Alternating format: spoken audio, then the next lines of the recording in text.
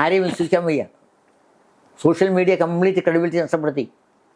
അതെ അതെ, ഇല്ലാത്ത കാര്യം. അപ്പം ഞാനിത് ചെയ്തിട്ടില്ലേ എന്ന് ചോദിച്ചാൽ ഞാൻ ചെയ്തതെന്ന് അടിയന്തരാവസ്ഥയിൽ അങ്ങനെ പറഞ്ഞും കൊണ്ട് തന്നെയാണ്. നിങ്ങൾക്ക് ഇതെന്താണ് സെൻസർഷിപ്പ് വരുത്തിയാൽ വരാൻ പോകണം അപകടം എന്ന് മനസ്സിലാക്കാൻ വേണ്ടിയാണ് ഇത് ചെയ്തതെന്ന് ഞാൻ പിന്നീട് അവരെ അറിയിച്ചിട്ടുമുണ്ട്. സംഭവിച്ച പോലെ തന്നെ ഇപ്പോൾ വല്ലതിനും ക്രെഡിബിലിറ്റി ഉണ്ടോ? ആരെന്ത് പറഞ്ഞാലും സോഷ്യൽ മീഡിയയിൽ എന്ത് പറയാലോ, ഒരു വിശ്വാസവും ഇല്ലാണ്ട് തെളിവില്ലാതെ നമ്മളെ പിടിക്കാൻ പറ്റാത്ത കാര്യം. ഞാൻ സർക്കാരിൻ്റെ അഫിഡവിറ്റാണ് എൻ്റെ തെളിവ്. സർക്കാരിന് മാറ്റി പറയാൻ വയ്യാതെയായി.